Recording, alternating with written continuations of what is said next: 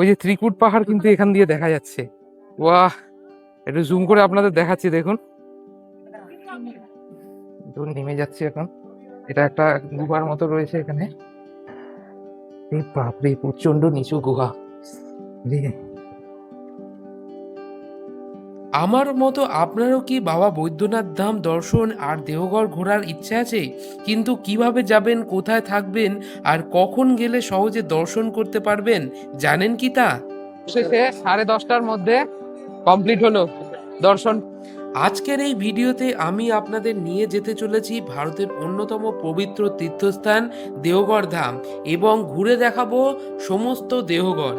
চলুন তাহলে ভিডিওটা শুরু করি। আর ভিডিও শুরু করার আগে বলি, আমার এই ছোট্ট ট্রাভেল জার্নিতে আপনাদের ভালোবাসাই আমার কাছে সবচেয়ে বড় পাওনা। আমি চেষ্টা করি নিজের চোখে দেখা প্রতিটা মুহূর্তগুলোকে, প্রতিটা ইতিহাসগুলোকে আপনাদের সামনে তুলে ধরতে। তাই ভিডিও ভালো লাগলে একটা লাইক করে আর আপনার পরিবার পরিজনদের সাথে অবশ্যই কিন্তু শেয়ার করে আমার পাশে থাকবেন। আর এখনো পর্যন্ত যদি আপনি শুভম ট্রাভেলস পরিবারের সঙ্গে যুক্ত না হয়ে থাকেন, তাহলে এখনই সাবস্ক্রাইব করে আমার পাশে থাকবেন। আর যে কোনো ট্রাভেল সম্পর্কিত সমস্যা হলে আমাকে কিন্তু কমেন্টে জানাতে ভুলবেন না। আর আমি টার্গেট নিয়েছি হলো আগামী 1 মাসের মধ্যে 1000 সাবস্ক্রাইবার কমপ্লিট করার। আশা করি আপনারা সেই টার্গেটটাও পূরণ করে দেবেন। তো চলুন আর বেশি ভাট না বকে ভিডিওটা শুরু করি। আমাদের ট্রেন এখন দিয়ে দিয়েছে প্ল্যাটফর্মে, 8 নম্বর প্ল্যাটফর্মেই দিয়েছে। এখন ট্রেনে উঠে পড়বো, হাঁটতে হাঁটতে চলে এসছি একদম। আমার পড়েছিল S4-এ 21 নম্বর বার্থে আমার কিন্তু সিট রয়েছে। হাওড়া থেকে দেওঘর যেতে চাইলে আপনারা হাওড়া থেকে সরাসরি দেওঘর খুঁজবেন না, খুঁজবেন হলো জাসিদি জংশন। সেই জাসিদি জংশনেরই টিকিট কাটবেন। আর এরকম প্রচুর ট্রেন রয়েছে যেগুলো হাওড়া থেকে জাসিদি পর্যন্ত যায়। আপনারা যে কোনো ট্রেনেই কিন্তু যেতে পারেন। আর ট্রেনে উঠে পড়েছি, আর ট্রেনের বাথরুম গুলো একবার আপনাদেরকে দেখাই। বাথরুম এগুলো পরিষ্কার, মোটামুটি বাথরুম পরিষ্কারই রয়েছে। আর আমার কোচ হলো এইদিকে S4। এই যে পুরো 11টা 15, টাইম টু টাইম কিন্তু ট্রেন ছেড়ে দিল। এইবার ট্রেনের ভাড়ার কথায় আসি। সাধারণত ট্রেনে স্লিপারের ভাড়া মোটামুটি 220 টাকা থেকে 450 টাকা পর্যন্ত হয়ে থাকে। আর থার্ড এসির ভাড়া প্রায় 550 টাকা থেকে শুরু করে 1100 টাকা পর্যন্ত হয়ে থাকে। ট্রেন থেকে প্রকৃতির সৌন্দর্য উপভোগ করতে করতে প্রায় 4 ঘন্টার মধ্যে আমরা কিন্তু পৌঁছে গেলাম জাসিদি জংশনে। অবশেষে কিন্তু এসে পৌঁছে গেলাম জেসিডি জংশনে। আর প্রায় ট্রেন 1 ঘন্টা লেটে কিন্তু আমাদের জেসিডিতে নামালো। এখন ঘড়িতে সময় হচ্ছে প্রায় 4:30, যেখানে 3:25-এ ট্রেনের আসার কথা। তো এখন বাইরের দিকে চলে যাব, আর অটো বা টোটো করে এখান থেকে হয়তো যেতে হবে। দেখি এখন বাইরের দিকে আগে যাই, আপনাদের তারপরে শেয়ার করছি। এখন এই ব্রিজ দিয়ে বাইরের দিকে চলে যাই। জাসিদি স্টেশন থেকে বাবা বৈদ্যনাথ ধামের দূরত্ব মাত্র 7 কিলোমিটার। তাই জন্যে এখান থেকে প্রচুর বাস, অটো এবং ট্যাক্সি চলাচল করে। আমরা বরঞ্চ গিয়েছিলাম হলো টোটো করে। টোটোতে ভাড়া পড়েছিল হলো মাথা পিছু 25 টাকা করে। টোটো থেকে নেমে পড়েছি। টাওয়ার চক সামনেই দেখা যাচ্ছে, একটু 100 মিটার দূরে টাওয়ার চকের একটা মোড় রয়েছে, সেখানে টোটো নামিয়ে দিল। কারণ এর আগে আর নামালো না কেন জানি না। বেশিরভাগ তো টোটো অটো দেখছি না, কিন্তু বড় গাড়িগুলো যাচ্ছে এদিক দিয়ে। এটা কিন্তু হলো টাওয়ার চক। এখানেই আপনারা আসলে অনেক হোটেল কিন্তু পেয়ে যাবেন এই এই এরিয়ার মধ্যে। সামনের দিকে গেলে বৈদ্যনাথ ধাম, আর এইদিকে প্রচুর হোটেল রয়েছে। এখন ঘড়িতে বাজে প্রায় 5টা 22, আর একটা রেস্টুরেন্টে এসে বসলাম। এখান থেকে 1 প্লেট ভেজ থালি নিয়েছি, দাম নিল হলো 120 টাকা। খেয়ে নিই, তারপরে হোটেলটা দেখবো, কারণ দুপুরে কিচ্ছু খাওয়া হয়নি। তো আগে খেয়ে নিই, তারপরে হোটেল দেখাচ্ছি আপনাদেরকে। রেস্টুরেন্টে একবার দেখাই আপনাদের, একদম টাওয়ার চকের একদম সামনে hotel Madhuban, pure veg restaurant. এই যে ভেজ থালি, এটা ভেজ থালি নিয়ে নিয়েছে এখন। ভাত রয়েছে, ডাল রয়েছে, একটা মিক্স ভেজ রয়েছে, আর একটা রয়েছে এখানে হলো আলু ভাজা, আর এদিকে রয়েছে স্যালাড, আর এদিকে চাটনি আর পাপড়। শ্রাবণ মাস এবং প্রত্যেক শনি রবি সোম কিন্তু এখানে ভিড়টা একটু বেশি থাকে, ওর জন্যে হোটেল পাওয়া যেতে অনেক সময় অসুবিধাও হয়ে থাকে। তাই জন্যে এই দিনগুলো বাদ দিয়ে আপনারা যদি আসেন এখানে কিন্তু হোটেল অ্যাভেলেবেল পেয়ে যাবেন। আর যদি এই দিনগুলোতে আসেন তাহলে আমি প্রেফার করব আপনাদের অবশ্যই হোটেল বুক করে আসুন। আমি যেমন গেছিলাম শনিবার, তাই জন্যে আমার হোটেল খুঁজতে প্রায় 1 ঘন্টার উপরে সময় লেগে গেছিল, কারণ কোনো হোটেলই প্রায় ফাঁকা ছিল না। আর প্রথমে আমি যখন এই সামনের হোটেলগুলো দেখছি, টাওয়ার চকের কাছাকাছি তো কোনো হোটেলই পেলাম না, সব বুক। আমি ছিলাম হোটেল নারায়ণ প্লাজাতে, ঘড়িঘর থেকে যার দূরত্ব 5 মিনিট। নম্বর দিয়ে রাখলাম, আপনারা চাইলে কন্ট্যাক্ট করতে পারেন। এখন ঘড়িতে সময় হচ্ছে রাত 8টা 20, আর আমি একদম টাওয়ার চকের সামনে হোটেল নীলকমলে এসেছি। এখানের একবার ভিড়টা দেখুন। শুনেছি নাকি হোটেলটা খুবই জনপ্রিয়, ওর জন্য একবার আমিও টেস্ট করে দেখতে চাই এখানকার খাবার কিরকম, তারপরে আপনাদেরকে জানাচ্ছি।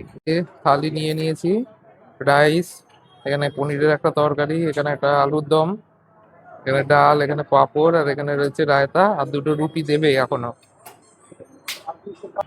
হোটেলটা অনেক বড় হয়ে গেছে, হোটেল নীলকমল, ওর জন্য খাবার দাবারের কোয়ালিটি ডাউন হয়ে গেছে।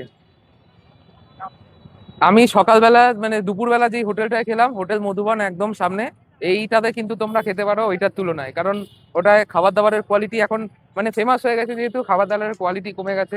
একমাত্র ভালো ছিল হলো ওই একটা রায়তা দেয়, সেই রায়তাটা একমাত্র ভালো ছিল। তাছাড়া আমার পনির তো একদমই ভালো লাগলো না, মিক্স ভেজও ভালো ছিল না, স্বাদ নেই কোনো। তোমরা ওখানেও খেতে পারো দেখো, কিন্তু স্বাদ কিন্তু মোটামুটি, আমি বলবো আহামরি ভালো যে এমন তা নয়। দামের তুলনায় স্বাদ তো একদমই ভালো নয় আমার মতে। হোটেলে থাকা এবং খাওয়া দাওয়া সবই হলো, এবার আসি বৈদ্যনাথ ধাম দর্শন করার কথায়। আমি কিন্তু বাবা বৈদ্যনাথ ধাম দর্শন এবং পুজো দেওয়ার জন্যে লাইন দিয়েছিলাম হলো রাত 3টের সময়, আর আমি লাইন দিয়েছিলাম হলো জেনারেল লাইনে। এছাড়া কিন্তু কুপন লাইনও রয়েছে, মাথাপিছু 250 টাকার বিনিময়ে আপনারা কিন্তু কুপন কেটে বাবা বৈদ্যনাথ ধামের দর্শন করতে পারবেন। এখন কিন্তু পুরো রাত, দেখে নিন, এই যে এখনো রাত, রাত 3টে বাজে। ভোর হতে হতে তো সেই 5:30-6টা বেজে যাবে। তো এখন এখান দিয়েই হেঁটে হেঁটে যাচ্ছি, এই এখান দিয়ে কিন্তু আমরা লাইনের দিকে এগিয়ে যাব। সমস্ত ভক্তরা এদিক দিয়ে যাচ্ছে। জেনারেল লাইনে দর্শন করতে প্রায় আপনাদের 7 থেকে 8 ঘন্টা সময় লাগবে। আমার যেমন সময় লেগেছিল হলো প্রায় 8 ঘন্টার কাছাকাছি। আমি লাইন দিয়েছিলাম হলো 3টের সময় এবং দর্শন পেয়েছিলাম হলো প্রায় 10টার কাছাকাছি। ঘড়িতে এখন সময় সকাল সকাল হয়ে গেছে, সকাল 5:30, আর আমাদের লাইন এই মুহূর্তে সেই একই জায়গায় দাঁড়িয়ে রয়েছে এখনো।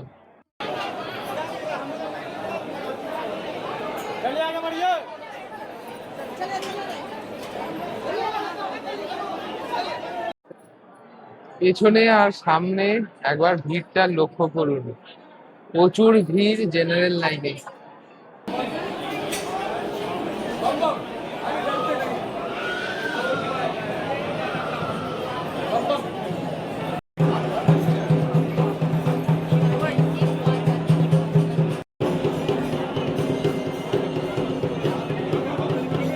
ওই পাশে সেই লাইনটা দেখতে পাচ্ছেন, এটা কিন্তু ভিআইপি লাইন, যেটা 250 টাকার টিকিট।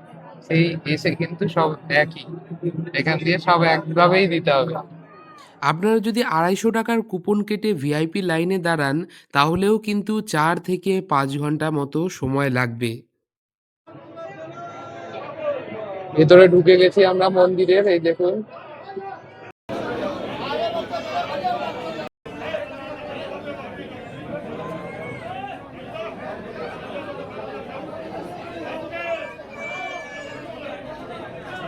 সামনেই কিন্তু বাবা বৈদ্যনাথ ধামের, ওখান দিয়ে সোজা ঢুকে যেতে হবে। প্রচুর ভিড় ভেতরে, এত ভিড় বলার বাইরে। আমার মানে কোনো রকমে দর্শন পেয়েছি। পেছনে রয়েছে বাবার ধাম, বাবাকে ছুতে পেরে মনটা প্রচুর খুশি হয়ে গেছে। ভারতবর্ষের 12টা জ্যোতির্লিঙ্গের মধ্যে অন্যতম এই বৈদ্যনাথ জ্যোতির্লিঙ্গ। আর আপনারা জানেন কি বৈদ্যনাথ ধামের বিশেষত্ব শুধু এখানের জ্যোতির্লিঙ্গ থাকা নয়, এখানে বাবা বৈদ্যনাথ অর্থাৎ মহাদেবের পাশাপাশি রয়েছে মা পার্বতীর মন্দির। শিব ও শক্তি একে অপরের পরিপূরক, তাই বৈদ্যনাথ ধামে দুজনের একসঙ্গে অবস্থান এই তীর্থের অন্যতম বিশেষ আকর্ষণ। আর এই মন্দিরকে ঘিরে রয়েছে রাবণ ও শিবলিঙ্গের এক বিখ্যাত পৌরাণিক কাহিনী। শেষে 10:30টার মধ্যে কমপ্লিট হলো দর্শন করা। এখন মন্দিরের এখান থেকে, ওই যে পেছনে মন্দিরের গেট রয়েছে, মন্দির থেকে বেরিয়ে আসলাম। এখন হোটেলের দিকে এগিয়ে যাই। তো চলুন যাওয়া যাক। আর এখানে কিন্তু প্রচুর মার্কেট রয়েছে, এখান থেকেও আপনারা পুজোর অনেক জিনিস, প্যারা যেটা বিখ্যাত দেওঘরের, সেটা কিনতে পারবেন। আমি প্যারা কিনবো, এই সামনে দিয়েই দেখি যাই, এখন সামনে এগিয়ে যাই। এই যে এখান থেকে প্যারা নিয়ে নিচ্ছি, 500 প্যারা 180 টাকা নিল। 180 না, 20 টাকা চলে। এখন এই ঘড়ির মোড়ের এখানে চলে এসেছি। এখান থেকে একটা টোটো অথবা অটো ঠিক করে তারপরে কিন্তু যাব সাইট সিন করতে। দেখি, একটু খুঁজে দেখি, তারপরে আপনাদের বলছি। তাহলে বৈদ্যনাথ ধাম দর্শন তো আমাদের হয়ে গেল, তাহলে চলুন দেখে নিই বৈদ্যনাথ ধাম দর্শন করার পর দেওঘরের আরও কিছু সাইট সিন যেগুলো রয়েছে, কি কি সাইট সিন আমরা এখন ঘুরে দেখব। এখন প্রথমেই একটা টোটো রিজার্ভ করে নিয়েছি। টোটোতে আমার সমস্ত সাইট সিন দেখার ভাড়া পড়লো হলো 700 টাকা। আর এই টোটো করেই আজকে আমরা ঘুরবো তপোবন পাহাড়, নওলক্ষা মন্দির, ত্রিকুট পাহাড় এবং অনুকূল চন্দ্রের আশ্রম, এবং আরও একটা স্পট রয়েছে সেটা হলো নন্দন পাহাড়। অবশ্যই আপনারা টোটোতে ওঠার আগে দাম দর করে নেবেন। এখানে কিন্তু ভাড়া 700 টাকা থেকে শুরু করে 1200 টাকা পর্যন্ত হয়ে থাকে। গাড়ি অনুযায়ী এবং সিজন অনুযায়ী কিন্তু ভাড়া চেঞ্জ হতে পারে। আর এখন চারিদিকে প্রকৃতির সৌন্দর্য অনুভব করতে করতে চলে আসলাম হলো ত্রিকুট পাহাড়ে। অবশেষে ত্রিকুট পাহাড়ের এখানে চলে আসলাম। আর এখানে কিন্তু প্রচুর বাদরের উৎপাত, প্রচুর বাদরের উৎপাত, তাই কিন্তু ফোন, ব্যাগ ট্যাগ এগুলো সাবধানে, কেড়ে আপনার হাত থেকে নিয়ে চলে যাবে, কিন্তু খুব সাবধান ওর জন্য। আর এই পাহাড়ের কিন্তু 3খানা চূড়া, ওর জন্যে নাম হয়েছে ত্রিকুট পাহাড়। আমাদের দেওঘর থেকে প্রায় আসতে আধা ঘন্টা 45 মিনিট লাগলো মোটামুটি, প্রায় 20 থেকে 25 কিলোমিটারের কাছাকাছি। ওপরে একটা মন্দির রয়েছে, ওম নমঃ শিবায়, বাবা ভোলানাথের মন্দির। এখানে চলে এসেছি। আর দেখেছেন তো বাদরগুলো ওই দূরে বসে আছে, ফোন বিশাল সাবধানে রাখতে হবে। এদিকেও মন্দির রয়েছে, দর্শন করে আসি ভেতর থেকে, মহাদেবের মন্দির। আর এইদিকে রয়েছে হলো পার্বতীর মন্দির, মা পার্বতীর, ওই দেখুন বসে আছে। দেওঘরের অন্যতম জনপ্রিয় পর্যটন স্থান এই ত্রিকুট পাহাড়। ত্রিকুট নামের অর্থ হলো 3টি শিখর। পাহাড়টির 3টি প্রধান চূড়া থেকেই এর নাম। এই পাহাড়ের সঙ্গে রামায়ণ ও শিবের লোককথা জড়িয়ে রয়েছে। পাহাড়ের ওপরে প্রাচীন ত্রিকুটচল মন্দির রয়েছে এবং চারপাশের প্রকৃতির সৌন্দর্যের জন্য এই দেহগড় অন্যতম আকর্ষণীয় জায়গা। এখন ত্রিকুট পাহাড় দেখা হয়ে গেল, এবার ত্রিকুট পাহাড়ের একদম কাছেই রয়েছে তপোবন পাহাড়, মাত্র 3 কিলোমিটার দূরত্বে। এখন আমরা সেখানেই যাচ্ছি। এই যে এখন ঢুকে গেলাম তপোবনের গেট দিয়ে। দূরে কিন্তু দেখা যাচ্ছে তপোবন পাহাড়।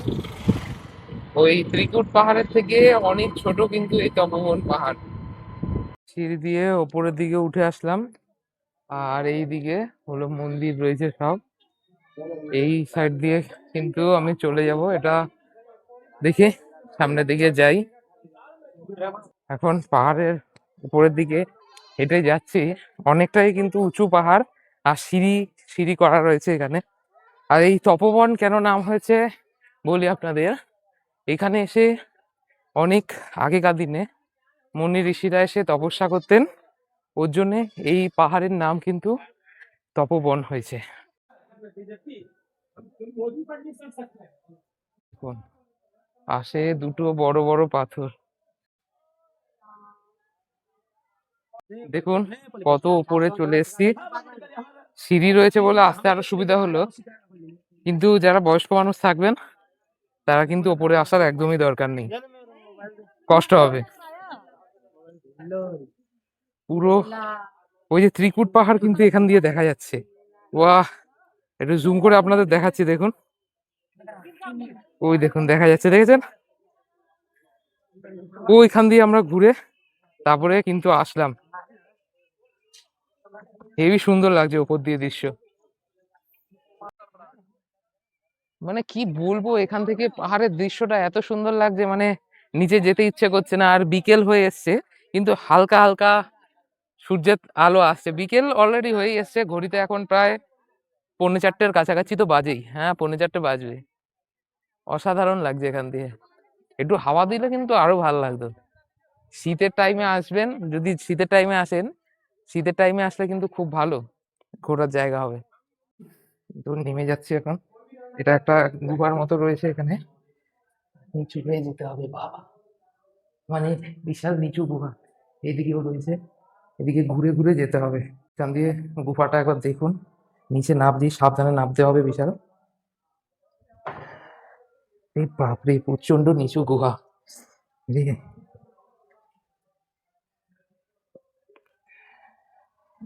যাওয়া অসম্ভব এখান থেকে একদম।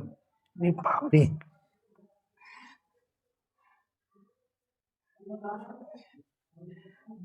দেখুন আসলাম তো এখানে, প্রচুর কষ্ট করে আসতে হচ্ছে।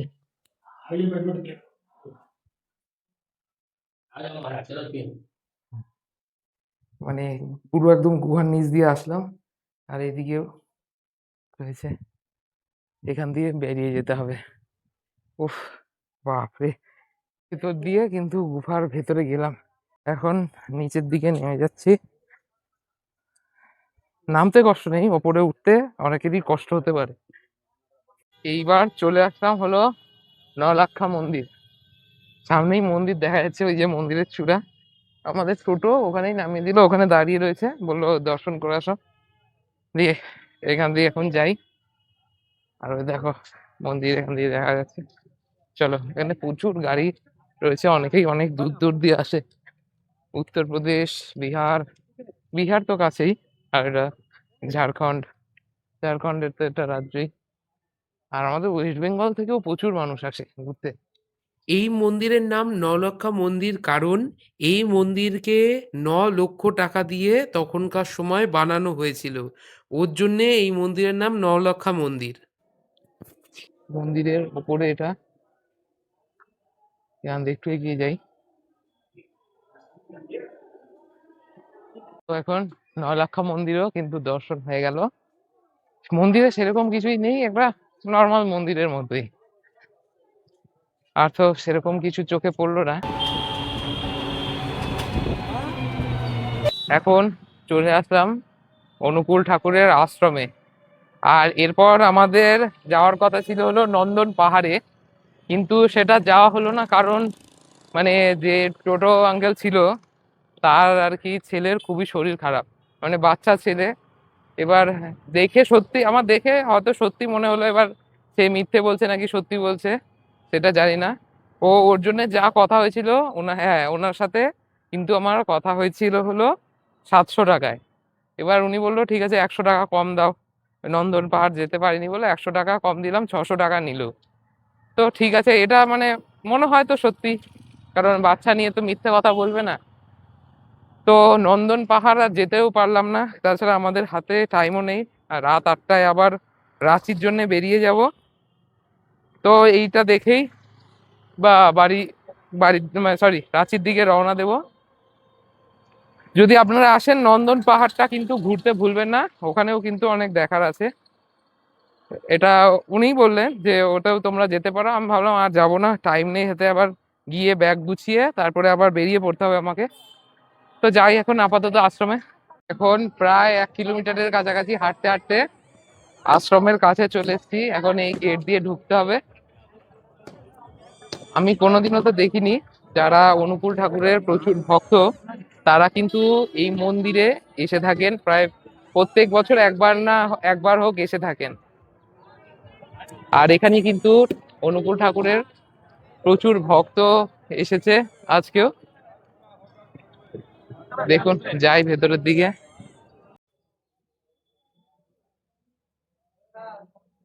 ভেতর থেকে, ভেতরে তো ভিডিও অ্যালাউ নেই, তাও একটুখানি করেছিলাম। তো ভেতরে খুবই মানে যেই ঢুকেছি একদম পুরো একদম শান্তির জায়গা, একদম যেটা বলে মানে পুরো একদম নিস্তব্ধ। সবাই ঠাকুরের নাম জপ করছে হয়তো। প্রচুর ভক্তরা কিন্তু ভেতরে বসে, প্রায় প্রায় হাজারের কাছাকাছি ভক্তরা বসে, ঠাকুরের ভক্তরা বসে কিন্তু ঠাকুরের নাম জপ করছে ভেতরে বসে। যারা যারা মানে অনুকূল ঠাকুরকে মানে পূজা করেন তারা তারা শুক্রবারটা কিন্তু প্রচুর মানে, আর কোনো না আবার মানুক, তারা শুক্রবারটা কিন্তু প্রচুর মানেন মানে ঠাকুরের পূজায়। এই যে আশ্রমটা, এটা বাইরের দিকে দেখুন, সবাই কিন্তু মানে বেশিরভাগ মানুষই সাদা পোশাক পরে রয়েছে। বেশিরভাগ, বেশিরভাগ মানে কি সবাই বলতে গেলে। এখন চলে যাচ্ছি সোজা হোটেল, আমাকে ব্যাগপত্র নিয়ে কিন্তু বেরিয়ে পড়তে হবে। এবার ট্রেন হলো আমার 8টার সময় রাঁচি যাওয়ার জন্য। রাঁচির ভিডিও আসছে, তার জন্য অবশ্যই কিন্তু সাবস্ক্রাইব করে রাখুন, কারণ রাঁচি মানে আলাদাভাবে ঘুরিয়ে দেখাবো আপনাদেরকে। তো এখন সোজা হোটেল থেকে তাড়াতাড়ি গুছিয়ে এখন স্টেশনের দিকে রওনা দেবো। তো এই ভিডিওটা এখানেই শেষ করলাম। দেখা হচ্ছে আপনাদের সঙ্গে পরের আরেকটা নতুন কোনো ভ্লগে দেখা হচ্ছে। ততক্ষণের জন্য চ্যানেলটাকে অবশ্যই সাবস্ক্রাইব করে বেল আইকনটা অবশ্যই ক্লিক করে রাখবেন, যাতে আমার যে কোনো ভিডিও ছাড়লেই আপনাদের কাছে সহজে চলে যেতে পারে। আর যদি ভিডিও ভালো লেগে থাকে অবশ্যই কিন্তু একটা লাইক করে আমার পাশে থাকবেন। তো টাটা।